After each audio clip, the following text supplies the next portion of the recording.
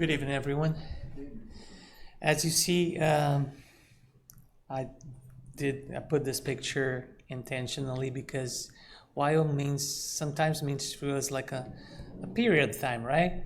Why we're waiting, while this happened, and why we evolved from the cave to a barcode that is probably most of the guys that are attached too much to internet and stuff. But while in this sense is it can be understood as until, not why we wait to something to happen, but until we realize something,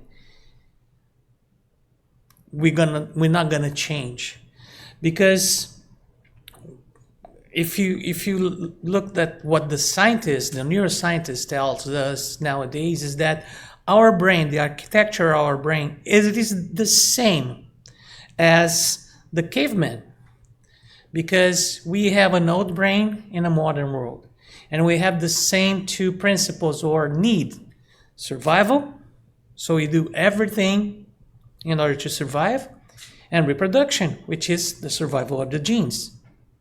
But we are living in a modern savannah. So when you see the spirits in telling us about things that we think that is old, those are very up to now, because if we don't understand the way or what they tell us, even if it's like kind of fancy words or words that we don't use anymore, it was used by your grandfather, the message is the same. So this message came up in our gospel at home, and my wife just told me that would be a good subject to talk about. I compile word by word of this chapter, and this is the book that is the Gospel by Emmanuel, is the Gospel according to Lucas, and the chapter, which is on the Reformer, which is one journal from Spiritist journal from the 60s. This is from 1967, and it talks about let's see,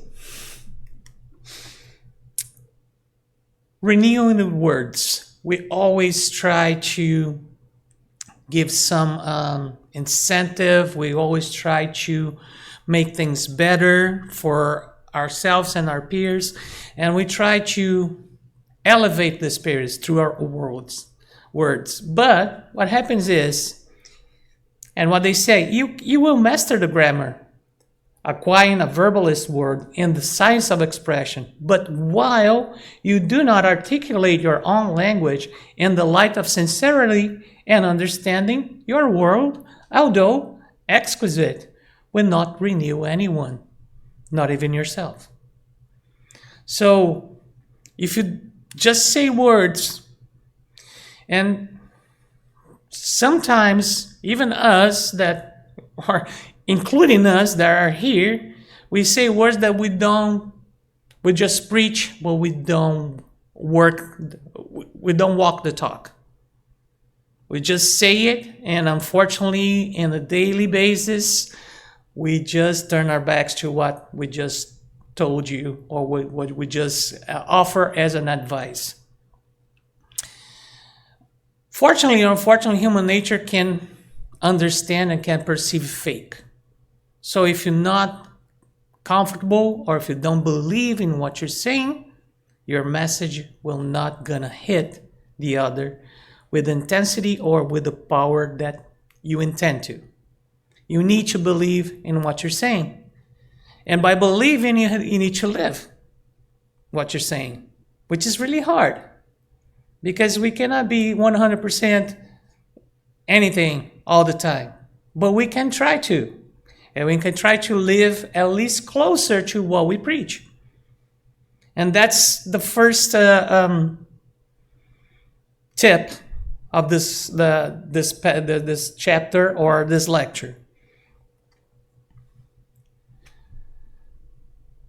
Walk in the road of detachment. You will indicate the exact trail of beneficent to precious advice. But while you are not willing to talk the road of detachment in the aid of the similar ones, although indirectly helping those listen to you, you will be orphaned of your own warnings. It is the same. Because until you don't really want to help somebody, you just want to be good in front of everybody. Like that is a passage of the Bible that just say, the one that prays in silence has more effectiveness and is worth more than the one that stand up and, say beautiful words for everybody to hear, but those are words in vain. Those are vague words that don't have any substance. So until we don't have the detachment, or until we don't try to help the others for real, because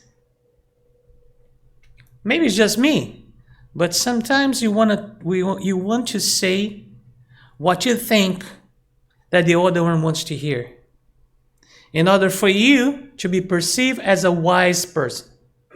It's just me? Or that happens to you as well? That's human nature.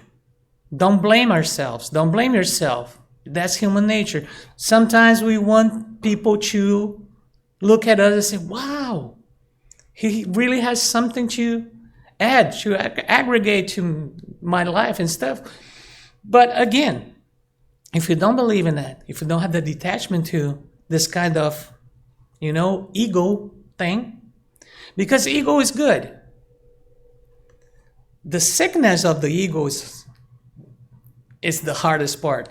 Egoism, the suffix ism, is the problem. When you exaggerate, when you pass, like when you think about stress is good. They call eustress. This is good, because otherwise without the stress, you're not going to move from point A to point B. But when the stress is too much, which is the distress, then you start getting sick. Start eliminating some hormones in your body that will make you sick. So everything in the right dose is good. The problem is when you cross the line. And most of the time we don't detach ourselves to our ego enough to don't cross the line. Growth is painful. Change is painful. But there's nothing as painful as staying stuck somewhere you don't belong. In other words, insanity is doing the same thing that we do every day, trying to have a different outcome. And unfortunately, we are insane a lot of times in our lives. But that's the good news. We have the power to understand that and try to modify that. At least once. Maybe in a month, and then twice, and then you see that with this kind of new habit, you can change your behavior. And by that, you are moving from point A to point B. You're moving. And one thing you need to understand as well, we hate change. Because change is painful. So, in order to don't change to something that is painful, we will attach to the pain that we know. That's kind of hard to listen, but it's true. This is science. We prefer the pain that we know than the pain that we don't know. And change normally is the pain that we do not know. We know the pain that we live in, that we built around us. But the change, I don't know where I'm going. After coming to a Spiritus Center for quite some time, you know that we are not from this planet, correct? Our country or our nation is a spiritual nation, right? Correct? This is just one passage, one blink of the eye. in the immortal soul. But are you willing to die right now? We're not. Because there's a change, and we don't know what's going to happen on the other side. And then we start building our own excuses. Well, if I'm here, I still have a lot of things to do. So I need to do everything. Do you? What is everything?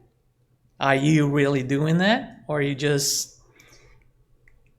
attaching to your regular pain without understanding that change is necessary? Everything in the world, in this world changes. The world is constant moving. Everything changes. But we try to stay stationary. And that's the problem. Getting right with your own path. You will preach tolerance, like every speaker here. Moving sublime concepts. Spiritism has sublime concepts. But while you give of yourself, or until you give of yourself in abnegation of any humility, in the excuse that you offer, you will not make your heart clear in order to get right with your own path. You'll not see where you're going. If you don't know, or if you are afraid, or if you have a lot of excuses to do not go to that way. Who here has their own business? It is easy to come up with a business plan, but do you need a business plan? Yes, you do. Otherwise, you don't know where you're going. So any kind of detour, you can take it because it seems so appealing, but it will take you off your own path. If you're not clear where you want to go, you're not going to get there. And I'm saying that because I don't have a business plan for my own business. And I'm working on it. But yes, it's so needed. We need a business plan for our life. We need to know at least where we're trying to get to. And if the path is right. Because there's a lot of invitations to get you out of this path.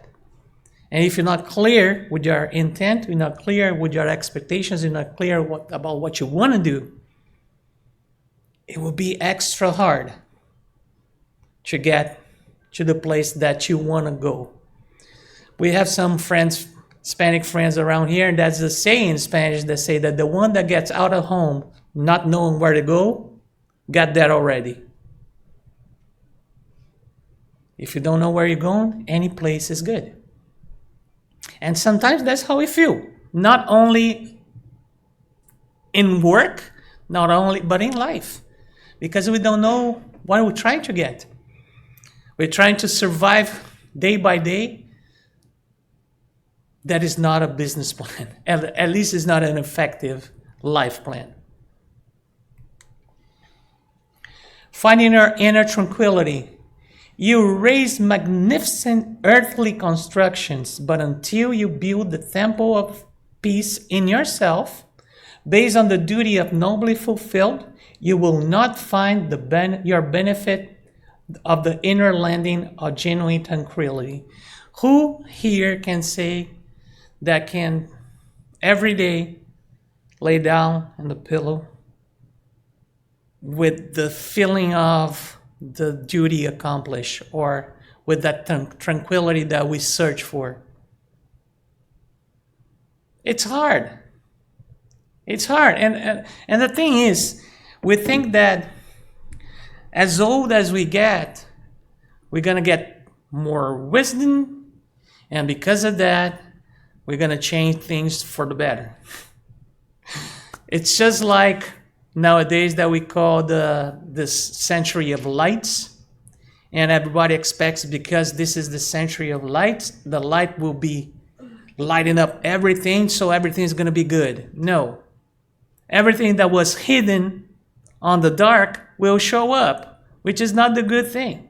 So Getting old and getting wisdom is just shedding light to the things that you did not do, and it's still there waiting for you to do it. So see how easy it is to get frustrated with everything if you don't understand that, well, we can wait for another incarnation. While we're waiting, we're trying to make a living here. But who guarantee that in the next incarnation, you're going to be able to do what you didn't do right now? So hear me out. Isn't it better at least trying to do something right now than waiting for an uncertain future, as we are so afraid of what we don't know? So one little step every day, one little, I don't know, act, one different thing. I've been talking to my wife for a long time. Like, if it's not working, do it differently. Do it differently. What can happen? Something different. Is it good? Is it bad? I don't know yet. But I only will know if I try. If I keep trying what I'm doing constantly, I'm going to have the same old result. And I'm going to blame who? Well, I have a list. Believe me, I have a list of, I can blame anybody else but me. And that's how we are. So don't fight against who we are. Embrace it.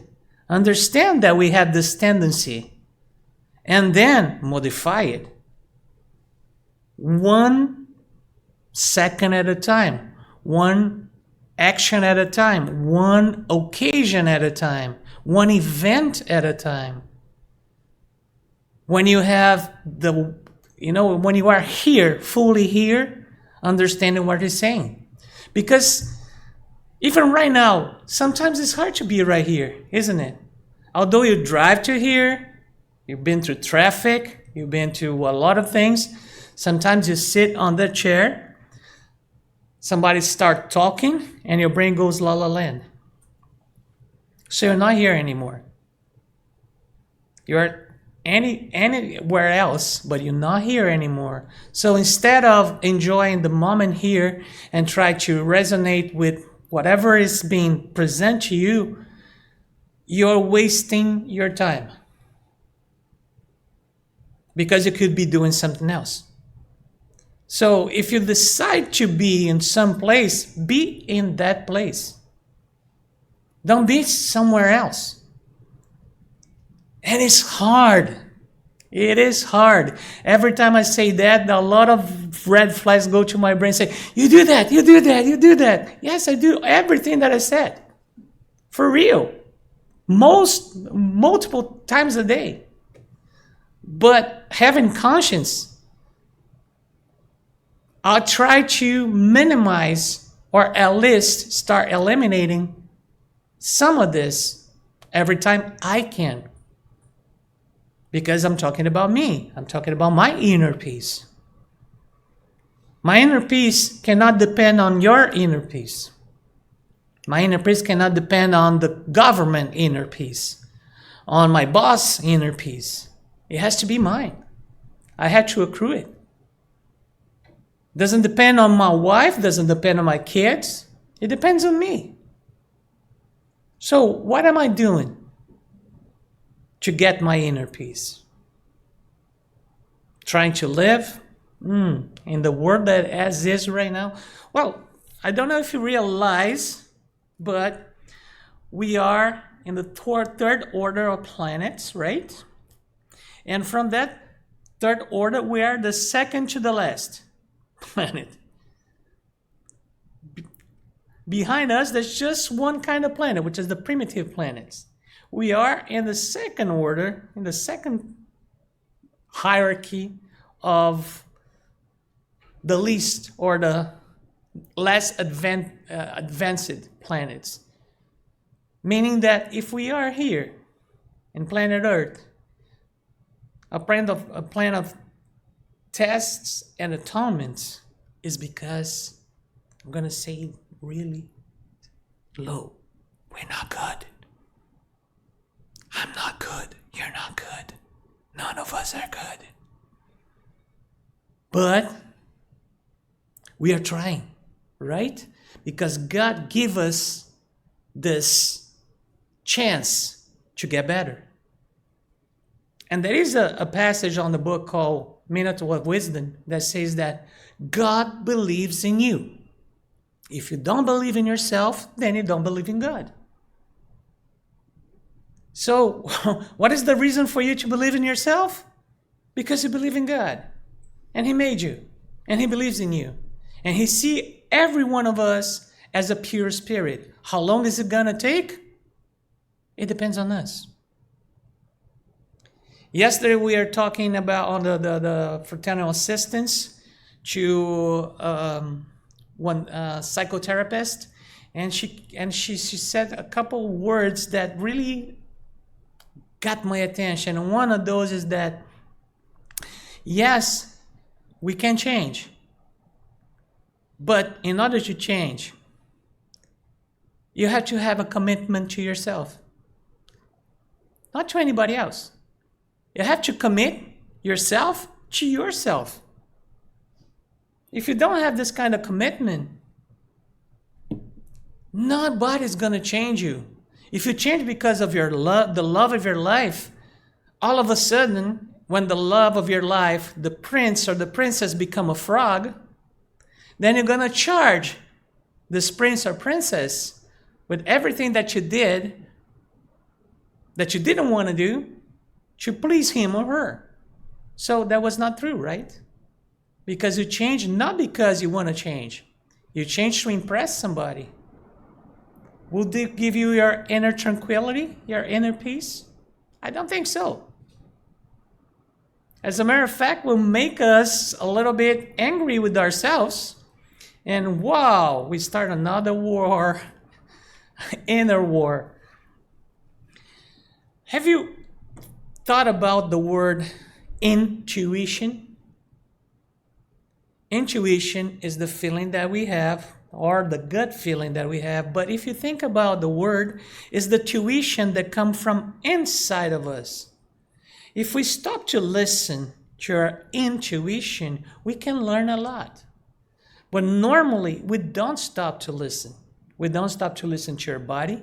We don't stop to listen to the clues that the spiritual world give to us. We don't stop because we're so busy. So we're not tranquil. We're not in any place that give us tranquility enough to listen to our intuition. We have the tools. We just don't know how to use it because we create an environment that makes them impossible to be used. Gaining the citizenship of the universe, you will honor your relatives and friends for being extremely dear to you. But until you understand that their hopes and needs are the same as those of your neighbor, with the same right to God's blessing, you will not gain in your favor the citizenship of the universe. What Emmanuel is saying here? We are social creatures. We love our group. We love our society. We love the Peace and Knowledge group that gathers every Thursday here. To what extent? Oh, if there's another group that start creating some damage or trying to do something bad to us, we're going to respond. We're going to go against them. Well, is that something that Spiritism asks us to do? No, but this is a response that we have as a group since we left the cave. Because if you are not in the group, chances that you're going to be left alone and die. Because nobody's going to take care of you. So you protect your group, and with this protection, you overdo. You do things that probably are not good enough or are too much tend to one side, which is the side of her group, instead of the whole humanity or the whole group. If you have the possibility to do something, then the other group have the same. Are you embracing that? Are you seeing that? We were educated for war. This is not Peter. This is Maria Montessori, great educator. She said that we were educated for war, not for peace. What was she saying? We were educated to compete, not to complete. And then when you go to a place that you need to work with other people, it's hard because you were not educated to work with people. You were educated to work against people because you need to be better. You need to thrive. You need to make more money. You need to get a better position. And all of a sudden you go to a company and you have to work in a group and you don't know how to do it. And when you think you know what you do it, you are overdoing it. Because you're applying the same principles that you apply to yourself to your group. So your group is competing to all the other groups. It's not a competition. But we don't understand that because we're not created, we're not educated for that. Are you guys with me so far? Do you have any questions, anything that you want to add? Please, this is not a monologue. For real. If you want to add something, any experience, anything that happens to you, please just feel free and shoot it, okay? No demonstration of public esteem will advance you in the realm of the spirit. You will enjoy admiration and appreciation, which shows of the prestige and renown, but while these achievements do not reverberate in your intimate life, the hidden joy for your obligations are approachably met, even the expense of supposed failures and losses in the field of material experiences. No demonstration of public esteem will advance you in the realm of the spirit. One in truth binds you to real life. No demonstration of public esteem will advance you in the spirit. If you want to advance in spirit, don't look for confetti. Don't look for, oh, that was so great. And that's mostly why, at least in this center, we don't applaud the speakers. First, this is not us. This is something that the spirits told us. We just researched and put it in a PowerPoint. So this is not our idea. It's just explaining their idea or their teachings. So we don't have too much to be applauded for, and even that, why should I get some credit for somebody else's work? Put that in your daily job or in a daily routine, and you see what I'm talking about. They are telling us, hey, wake up, pay attention.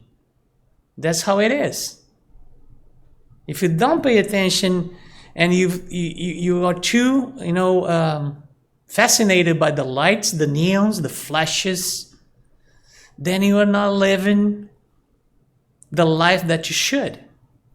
Then you're not living the spiritual life. You're living the material life, which is, nobody tells you that it's right or wrong. But as we are in a spiritual center, we are talking about trying to live at least half and half. So what are you doing to enlighten your spirit? What are you doing to progress with your spiritual side? It's not how much money you have in your pocket, but how many people did you help today?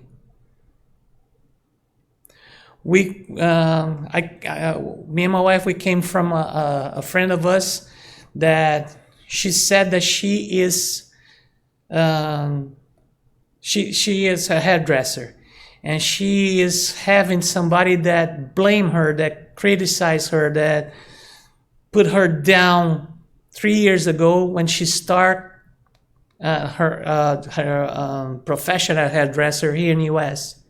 She came here 3 years ago, and she was waiting for her permission to do that, her permit to do that. And we were talking while we came here, and I would say, Marsha asked me, what would you do if we were her? I would probably not going to do what she did. I have to realize that in order to make peace with my feelings and then try to change it. You don't need to avoid the worst part of you. You need to embrace it, let it flow, and say, well, that is wrong. Maybe next time I'm going to understand that and do it differently. Because if somebody puts you down in a society, in a group that you need because you are starting your work, you're starting your profession, you're starting cutting hair from women's and men and stuff, and all of a sudden somebody just blame you, just put you down, and 3 years after, this person sends you a message, please help me, somebody destroy my hair, I need you. What would you do? What would you do? Would you say, come and I'll help you? Huh? But with no strings attached? Or are you going to have some grudges? Yeah. What about you? What would you do? Yeah. I think I will try to do the best for sure and do good. With no grudges? No. What about you? Yeah? Even if she blamed you, she put you down, she made you cry, and you have not so much good memories of her, you will try to help? Yeah. Okay. I'm not judging you. Okay. Try to be honest to yourself. That's it. You're nodding like this. Yeah. What I told my wife. What about you, Adriana? Actually, that happens quite often at work. Uh-huh. Sometimes clients come in with their pets and complain about whatever we do, and they go somewhere else and find worse care, and come back and like, please help my pet. And as we chose that as a profession, we try to be professional. But within the clinic, you see all kinds of response. Yeah, I understand that every one of us will answer, yes, I will help. I'm talking about the grudges. Yeah. How you deal with the grudges, how you deal with the resentment. So for me, the easiest thing to do, like I want to help, but I'm gonna try to protect myself. I'm like, okay, this time let's be very clear because what happened last time. So I want to make sure that we're both in the same page so it doesn't happen again. I'm just thinking, like, the inside of me know the answer. The answer should be yes, I'm gonna help you because I'm trying to be better. Yeah, you have a rational answer. I have a rational answer, but depends. But grudges don't rationalize anything. And sometimes the hurt is so deep, and they make it even worse. And it could be something that is a big deal, but when you receive that, you amplify. Mm-hmm. Makes it even worse inside of your heart. So, with time, sometimes helps. Like you said, it was 3 years. Maybe my answer would be yes, I'll help you. But like she said, let's make this clear. We're not friends. You hurt me, but now I am going to help you. And maybe we can come back and have a relationship. Again, easy to say, super hard to do. It depends how the person hurted you. What about you? I think one should first of all, let's say, talk and explain my sentiment on what, why I would do tell them the whole situation, to be present, that it's still, the problem is still in me, and it probably would help, depending, although on how bad. Let me rephrase that. I'm not asking you if you're going to help, because I think that every one of us will help to some extent. But what about the grudges? What you're going to do with the resentment? Because helping with resentment will be feeling by the person when she is in front of you or he is in front of you. How you deal with the resentment that everything that happens in the past and probably are coming back to life, are brewing inside of you. I want to get it out. You laid it One out. other person. I'm here to help you, but here it goes. You don't have to forgive to move on with your life. Uh-huh. Forgive them in order to find yourself some peace Mm-hmm. and to move on and forget that bad experience. That person comes back and says, I need you right now, I need you right now. You have found some peace from you because you already forgave them for what they did and moved on. And then you don't have to help them. You can say, well, here, call Bob. He does the same good job. Mm-hmm. Good luck. Okay. There's no right or wrong. Thanks for sharing. Tim, what you think? I'm gonna swallow that resentment and just help them out. Okay. Is this a hard pill to swallow? A bitter pill to swallow? Is that going to create some problems to yourself in swallowing it? I don't know. Okay. There's no right or wrong. Peter, Yes. somebody hurt, at the moment, you want to know is really hurt. But sometimes, passes and Yeah. will not be the same Mm-hmm. as before, for sure. But try, I don't know if I'm because when you're mad, you're angry, hurt yourself too. But will never be the same. yeah. Never. I tell you my reaction because I was not in the spiritual center. I was not surrounded by people that could judge my answer and that for sure will give you some guidance or guidelines or limits to your response. But while I was with her, I thought, yes, I will help her, but I will make sure that she needs me, but she didn't need me in the past. So this is not helping. Okay, so that's, after reflecting, this is not helping. This is me lashing out my rage and telling, yeah, if you want to accept that, I'm stepping on you. If you want to accept that, then I will help you. So I want to be higher than life. That is not help. But that happens to me. I had to accept that. I'm putting out right here because this is my way of relieving that kind of feeling. But that happens to me. Is the people that I'm gonna help you to show you that I'm way better. Exactly. I can forgive and I can forget and I can still come and help you while inside you're holding everything and not only relieving the whole thing and now you're stepping on the person. And normally when that happens, what happens is you help this person and she's not that pleasant, even though she asks for your help. You know why? Because you figure out that you're not helping her.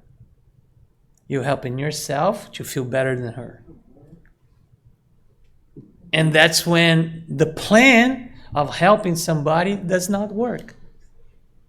Did it happen to you guys somehow? That when I express myself to this person that did something bad to me, but I throw it all out to this person and said, you've done this, this, and this. I feel better because I've exposed everything to this person. Mm-hmm. And then afterwards, I would just ask this person, Do you still need want my help? why did you call me for my help? Yeah. You've done all of this. That doesn't mean I'm not going to do it, because I would even do it, but I want to know the answer from this other person, because I want the other person to realize what situation he or she is in. Because I know my situation, but I want to know, let the other person know how I feel. That's the way I see it. Awesome. I was not planning to ask you anything because, we are related too much. But Marcia, what do you think about it? I think what he said is kind of the thing I would do. talk to the person, and why did you do that to me? And now 2 years later, you are here asking for my help. What your intentions are in doing this? Because there are other people that you could call to get some help with your cat. But if you are calling me, there is a reason, and I'd like to know what the reason is. So I think I would add one thing. Sure. This is my experience of something like this has already happened. I don't really care what the answer from this other person is. I just care that that other person realizes what he has done. That's the difference. Okay, is this a form, not judging, is this a form of getting back to this person? Or it's a form of absolving this person? It's a bit of both. It's a bit of Okay. And I can't say one or the other, but I think And that's how we are. And let's not try to change that, because it's trying to go from, a fat belly to a six-pack in one day. It's not going to work. It'll work for, I don't know, a few minutes, but after that, you're going to give up. Don't try to do a step as higher than you can. Understand that baby steps will take you to the same place. Maybe it will take you more time, but understand and accept who you are. Well, I was going to say that maybe I would ask the person to, certainly I'll help you, but I would like you to know that what you did in the past, and we can continue our friendship that we once obviously had, and we start anew, and it's up to you now to make it right. Because, you're the one who went against me, said things against me. So now I'm giving you the opportunity to make it right. yeah. All of those are valid points. You want to say something, sir? No, you're good? Rafael, you're all the way down there. You want to say something, brother? Don't hide behind the beam. Okay. So, sir, anything to add, man? Anything to add? Okay. This is not a spiritist phrase, but I love this one. Be the person you want to work with. Second Amendment. In a modern way of presenting. But it's the same. Be the person you want to work with.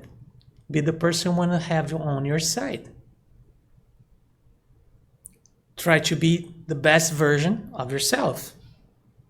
What is the best version of yourself? I don't know. I don't even know so far what is the best version of myself. Every day I try to find a better way. I change. Remember, if you came to my lectures or not constantly, but sometimes, you heard me saying that I have a mantra that I repeat every morning, thanking for everything that I have. I change. I change to help me to do something different. Help me to see opportunities to help in a different way that I'm doing. Because, of course, if I'm not, progressing, probably what I'm doing is not working. So help me to do something in a different way to see if the results is going to be different. That's it. That's all I can do right now. Maybe I'm going to change it again. But right now, that's where I'm at. I want to share that with you. Improving the world around us. We improve the world around us by improving ourselves. Make sure that after the task performed on the physical plane, you will only possess the extent and quantity of heaven you have built within yourself. I'm going to repeat, and Rafael, sorry, I'm going to leave the mic for a second as well. You're going to kill me again, but that's okay. You will only possess the extent and quantity of heaven that you have built within yourself. You are responsible for the quantity of goodness, of heaven, of good stuff that you have inside you. Again, the phrase or the sentence that this lady told us yesterday at the fraternal assistance still resonate. You have to become responsible and attached to yourself. You will only progress if you are responsible for your acts. If you are responsible for, if you stop finding excuses for everything you do that you know that is not right. I'm not saying go down and, hurt yourself. No. But understand, yes, we are capable of really bad things. And we probably did really bad things so far. It's not forgetting about. It's about understanding the nature of every one of us and try to progress. That's why we're here, to progress, not to stay stationary. It's not about being the best, it's about being better than you were yesterday. I think this way is easier. I don't think it's easy, but it's easier. How can I be better than I was yesterday? Meaning, what did I do yesterday that was not that good? And that I can clean it up today. I can do better today. That's always an opportunity to do that. That's always a way to do that. Why shouldn't we?